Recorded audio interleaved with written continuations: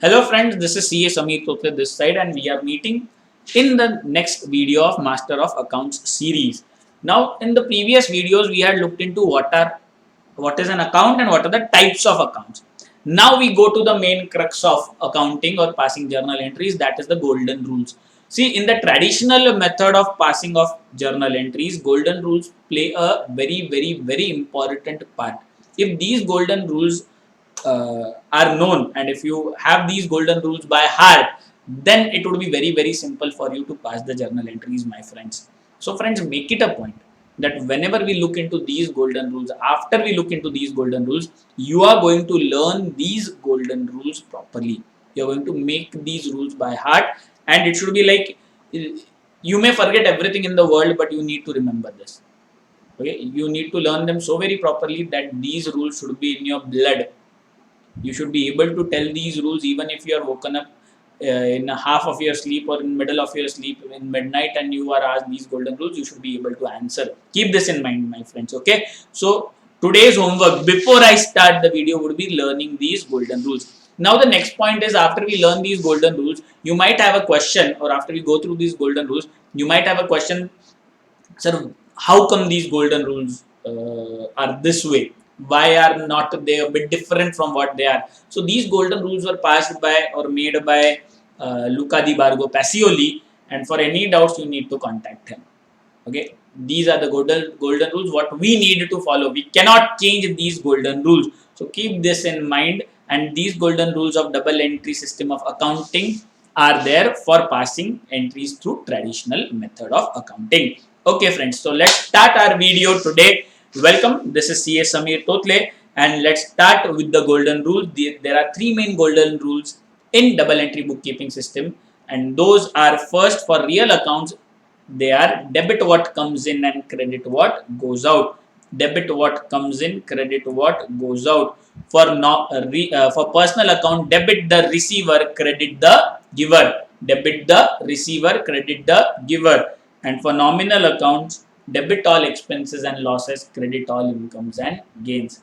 Okay, now if you remember, in double entry bookkeeping system, every debit has a equal and opposite credit. And like as every transaction has a give and take, in double entry bookkeeping system, as per Luca di Bargo Pacioli, there is a debit and there is a credit. Till date, what most of you might have been doing is you used to guess what accounts used to be what accounts would come in the journal entry, and then you would pass the journal entry. Now there is no need to guess as such. The method I'm going to teach you today is a very scientific method of passing journal entries. The guesswork would come to an end after learning or after going through this method. You just need to understand this method, and this is a foolproof method of passing any kind of journal entry. Remember, my friends, it is foolproof scientific method. I guarantee you, you can pass all the types of journal entries through this method we are going to look into today. So all of you are requested to pay attention for next 15-20 minutes in this video, and hope that after you understand, you are going to practice it a lot. If you practice it properly, you would be in a position to pass all kinds of journal entries. Okay, mark my words, friends. So let's move on. Once again, we'll just revise it fast. Real accounts, debit what comes in, credit what goes out. Personal account, debit the receiver, credit the giver. Nominal accounts, debit all expenses and losses, credit all incomes and gains. Now it is your work today, homework for today, that you are going to learn all these three golden rules. Okay, now how to find out what are the accounts involved in a transaction. Whenever you are given a transaction, friends, the first thing what strikes your mind is, what are the two accounts involved in this journal or entries. So how to find them out, that is the biggest question. You used to guess till date. Now we are not going to guess it, we are going to go through the scientific method. Whatever things you had in your mind, you should just put them off, leave whatever you knew, come down as a blank slate, and let's look into it. Okay, forget everything what you used to do till date. Now we are going to look into it afresh, how to pass these journal entries. So for finding out the accounts involved, there are three questions you need to ask yourself. Okay, what are those three questions? The first question is what. Okay, first. The second question is how. The answer for how would be either cash or credit or non-cash. These are types of transactions. So for how, you would either answer cash transaction or credit transaction or non-cash transaction. Next question would be whom. Okay. Now, how to decide what are the questions to be asked? See, let us take for example. If you go to a grocery store, you buy a Cadbury worth rupees 100. You buy the Cadbury, you pay rupees 100. The grocery stores wala will not ask you what is your name, because he does not need to know. There is no need for him to know who are you. He sold him. He sold you the goods. You paid him the money. He is more than happy. So therefore, my friends, whenever there is a cash transaction, only first two questions are asked, that is what and how. The third question need not be asked, that is whom. So if the answer for how is cash, there is no need to ask the third question, that is whom. Remember this. If the answer for how is cash, that is type of transaction is cash, there is no need to ask the third question. So in cash transaction, only first two questions will be asked. Now, if there is a credit transaction, let us imagine you go to the same grocery stores wala, you ask for him, you tell him that, sir, give me a Cadbury of rupees 100. He gives you the Cadbury. You tell him, please, I'll make you the payment in next month. I do not have the money right now. Give me credit for this month. So what is he going to ask you? Beta, please tell me your name, because he's going to write it down in his records, right? So if he knows you, he'll take your name and he'll write it down in his book.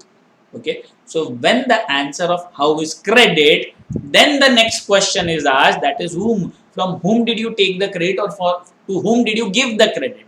Okay, so if the answer of how is credit, then ask the next question, that is whom. Remember that. So remember these steps. Now the next would be, sir, what is to be done for non-cash? I'll teach this concept later on. Okay, in a few videos down the line, we'll be taking non-cash transactions. Right now, we'll be taking only cash and credit transactions. So for cash transaction, remember, if the answer for how is cash, no need to ask the next question. But if the answer for how is credit, ask the next question, that is whom. Okay, so let's move on further, my friend. Remember this always. Okay, if the answer for how is cash, no need to ask the third question. If the answer for how is credit, we will have to ask the third question, that is whom. Now, my friends, I am going to take a few transactions to help you out to understand what I taught. Okay, let's start. Let's take the first transaction. Purchased goods for cash rupees 1000. Now, the first question for traditional method of journal entries is, what did you purchase? Okay, obviously the answer would be, sir, I purchased goods. Okay, now because goods account can be denominated by purchase, sales, purchase return and sales return, in this case we'll denominate it by purchases. Purchases means goods purchased. Okay, only for goods you can use this account, purchases. Okay, not for any other asset. Remember that, only for goods. Next question would be how. How did you purchase these goods? The answer is given over here, sir, cash. Now, friends, remember one thing. Cash is a type of transaction and cash is an account as well. Okay, cash is a type of transaction and cash is also account. Cash account is there in books of accounts. Remember that. Okay, now we have our two accounts. So, what are the accounts? They are in front of you. One is purchases, the other one is cash. Now, let's move on. What is the type of account of purchases? It can be real if you treat it as goods, and it can be nominal if you treat it as expense. And cash is obviously real. I am going to take purchase account as real. You have the option of taking it as real or nominal. Now let's look into the golden rules first for real accounts. Do you remember the golden rules, friends? It is they are very simple. Okay, what was the golden rule for real accounts? Debit what comes in and credit what goes out. I repeat, debit what comes in, credit what goes out. Now, my dear friends, purchases, we are purchasing the goods. So, goods are coming in or going out. Obviously, when we are purchasing, the goods are coming in. So, as per the golden rules, whatever comes in is debited. And now, friends, When we are purchasing the goods, we'll be paying the cash. So cash would be going out, right? So cash goes out. So my dear friends, as per the golden rules, credit what goes out. So cash account would be credited, purchases account would be debited, and cash account would be credited. Now this answer can be written in two different ways. I'll show you both the ways. One most simple way is just to write down purchase account debit, cash account credit. This is the easiest way, but we don't write this way in journal. So, or the perfect way to present it is the way we write it in journal, that is, sorry, purchase account debit. For debit, there is a suffix dr, debit record, and for credit, there is a prefix to. By leaving a bit of a margin, this is the margin we are leaving, so, okay, so that we are easily able to make out what this, see, have a look, this margin. So we are easily able to make out what account is credited, purchase account debit to cash account. So for credit, there is a prefix. Remember that always. The amount was, if I'm not wrong, it's 1000 rupees. So this is our final journal entry. For purchase, for debit we give a suffix, and for credit we put up a prefix. And prefix is not CR, but prefix is to. So let's go through the transaction very fast again. What did we purchase? Goods, and how? Cash. So two accounts were purchases and cash. Both are real. Goods are coming in, cash is going out. So purchase account is debit and cash account is credit. Okay. So let's move on to the next transaction, my friends. Purchase goods from Ram on credit. Again, the same questions we need to ask. So what did we purchase from Ram? Obviously, we purchased goods. But friends, goods account would be denoted by purchases over here. If you are selling, it would be denoted by sales. But again, it is only, these words are used, these names are used only for goods. Okay, purchase, sales, purchase return, and sales return. Then the next question will arise is how? How did you purchase the goods? So you have the answer in the question itself. The goods are purchased for credit. Credit is a type of transaction. It is not an account. Remember, my friends. Credit is a type of transaction, not an account. Now the next question would arise. When the answer of how is credit, then you need to ask the next question. Whom? From whom did we purchase the goods? So we purchased the goods from Mr. Ram. Okay. So friends, now we get our two accounts. That is purchases account and Ram's account. You might have a question, sir, why not credit? Because friends, credit is not an account, credit is a type of transaction. Okay, cash, credit, and non-cash are type of transactions. Remember that. So let's move on. Purchases. What type of account it is? Real. And Ram, what type of account it is? Personal, natural, personal account. So let's remember, or let's write down the rules once more. Real account rules. I hope all of you remember the rules. Debit what comes in. So do we need to write it again and again? Yes, friends, we do need to write it again and again, because after writing it for many times, we would be in a position to remember them for long. Debit what comes in.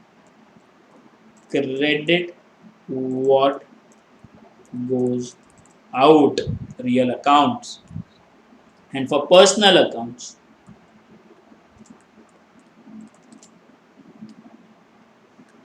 debit the receiver, credit the giver.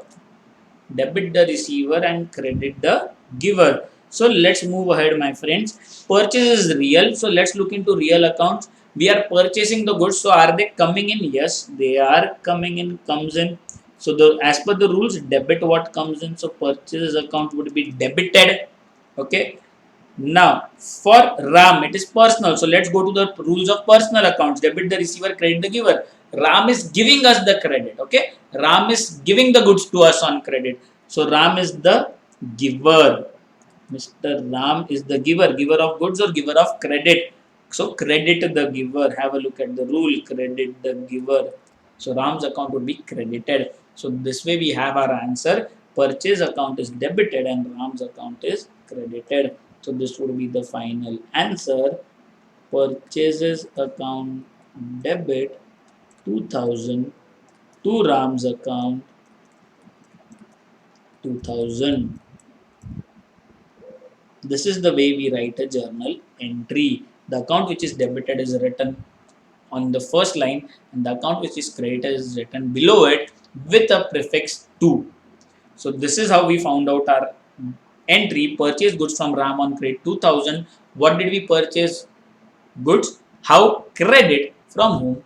Ram. So the two accounts are purchases account and Ram account. Purchases is real, the goods are coming in, so purchase account is debited. Ram is personal, he is giving us the credit, so Ram account is the giver, so Ram account is credited, and the final entry is purchases account debit to Ram's account. Easy, it's very simple. Just follow the rules properly. I can tell you it's so very simple. You can pass any journal entry with these rules, friends. So let's move on to the third transaction. Paid salary to Madhav. Let's look into it, friends. This is the business and this is Mr. Madhav. We are paying him salary. Now tell me, how are you going to pay something? How are you going to pay something? Obviously, you are going to pay it either by cash or by check. It would be either cash or check. So if nothing is told, we are going to assume it is cash. We paid salary through cash, right? If it would have been check, it would have been given in the transaction. Because it is not given, we'll assume it to be cash. And in any ways, friends, most of the transaction in India takes place through cash. So first question is, what did we pay to Madhav? Here is the answer. We paid salary to Madhav. And how did we pay it, friends? We paid it in cash. So is there a need to ask the next question? Obviously not. If it would have been credit, then we would have asked the next question. So what salary, how cash? So the accounts involved are salary account and cash account. Salary account is nominal and cash account is obviously real. Now we would have to look into the rules again. So what are the rules for nominal accounts? Sir, we are writing these rules again and again. Is this unnecessary hard work? Let me tell you, my friends, if you write them again and again, you would be in a very good position to remember them for life. Okay, because we have to remember them for life, we need to go for this hard work. A bit of a hard work in the right manner is smart work. Nominal accounts, the rule for nominal accounts was, sorry, I am doing something wrong. Yes, let's move on. The rules were debit all expenses and losses, credit all incomes and gains. Debit all expenses and losses, credit all incomes and gains. For real accounts,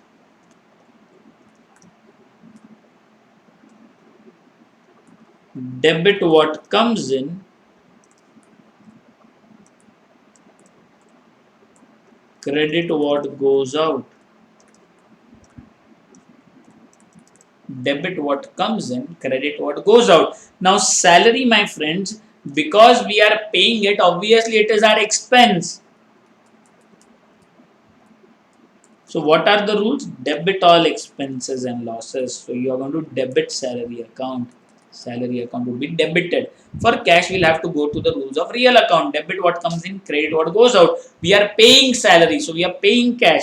So cash is going out, credit what goes out.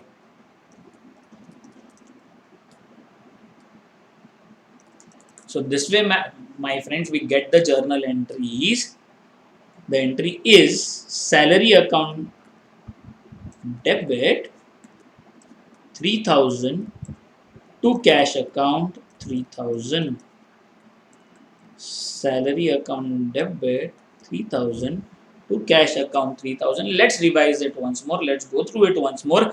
paid salary to Madhav. Remember, my friends, whenever we are making any payment, we make the payment either by cash or by check. It's simple, right? There may be any other means like ECS or RTGS or NEFT or debit card or credit card, but it would be mentioned. Because nothing is mentioned, we are going to assume that the salary is paid in cash. So what is paid salary and how? Cash.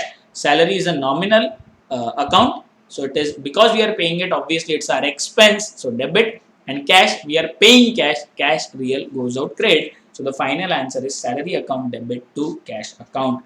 Okay. So I hope this was also easy, my friends. Now the next three transactions are for your homework, and we will be discussing this transaction in our next lecture. So the transaction are, write them down please. Sold goods for cash 500. Sold goods for cash 500. Now again, here for goods you will be taking sales account. For instead of goods you will be taking sales account. Next is sold goods to Raghav on credit 1500. Sold goods to Raghav on credit 1500. And last is rent received from Sham 2500. Rent received from Sham 2500. Friends, I'll repeat the homework once more. Sold goods for cash rupees 500 first. Sold goods to Raghav on credit 1500. And last would be rent received from Sham 2500. Now before the next lecture, I want all of you to pass these transactions, pass these journal entries in a proper manner with all the steps, and then watch the next video. And if you like this video, friends, if you like the content, do subscribe to this channel, and we'll meet in the next video with more such contents.